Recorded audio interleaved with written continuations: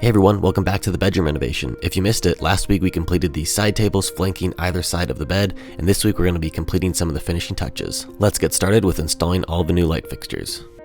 It's finally time to install our lights. I ordered some off Amazon and they came relatively cheaply for a pair. I was a little bit skeptical of the product quality, however they turned out really nice and they came with some bulbs as well. So let's go ahead and install them. So as I mentioned, I ordered these off Amazon and I'll be linking all the products that I can down in the description if you want to purchase any for yourself. But these are kind of the industrial look that I was going for, and they also had a cool Edison bulb. They're not extremely bright, however they do provide enough light if you're trying to read or something, but they're not going to light up the whole room.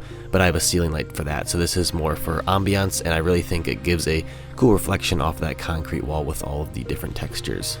Putting the light together only took about 20 minutes, and then actually installing it maybe took about 5, and initially it didn't turn on and I was quite worried, but I just had to screw the bulb in a little bit more.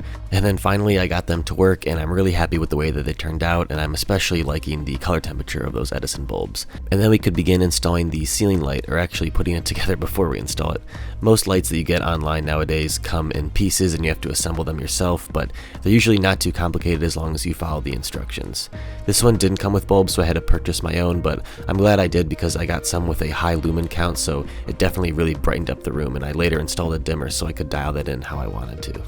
And then I got to installing my bulbs, and this fixture actually has 4 of them to contribute again to that high lumen output. Since this ceiling doesn't have any cans in it, I tried to get as much brightness as I could out of this fixture.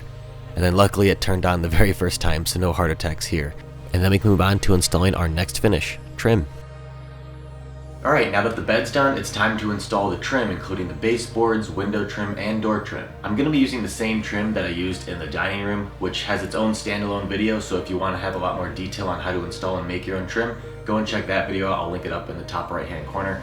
And therefore in this video I'm not going to cover it in too much detail. But anyway, let's get to it.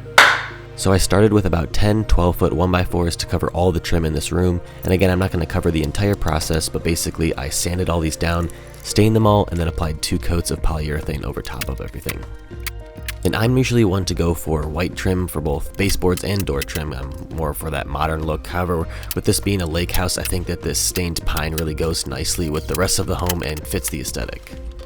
And when you're installing baseboards, you want to make sure that you mark out where all of your studs are. I did here just with some Scotch blue tape, and this makes sure that your nails get a nice hold and that your baseboard never comes loose.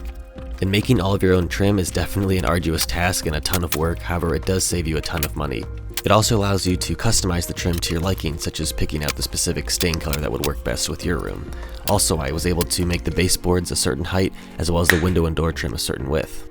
Now let's move on to the HVAC and electrical finishes. This room had a floor wall vent, and we thought about changing this to just a floor vent so it wasn't touching up against the wall. However, it was a lot of work to move all that HVAC down in the subfloor, so we decided to leave it, and I just kept the metal housing that was on there originally and gave it a fresh coat of white paint, and it looked really nice in the end. I also painted this return vent, and then I went to install it using a screwdriver, and the left screw just really wasn't going in all that well, so then I decided to get my impact driver, which probably wasn't the best decision, and put a lot of force into it, and then this happened. It might have been hard to tell, but it came off the screw and nailed the vent and scratched the fresh white paint that I had just sprayed. So I had to take it all back off and respray it. Then I came back and was a little bit more careful and used a different screw, and that worked a lot better. I made sure not to apply it with too much pressure. But these sorts of things happen, but you just gotta battle through them and know in the end that you'll make it right. I then moved over to switching out the outlets and put some fresh Decora ones in there, as well as some screwless cover plates. And as I mentioned earlier, I put a dimmer switch for that ceiling light so you can adjust the brightness to your liking. I also installed a pair of switches and outlets from Buster and Punch above each of the side tables, and I really think this completes the industrial look of this accent wall. And they also go really nicely with those lights that we installed earlier.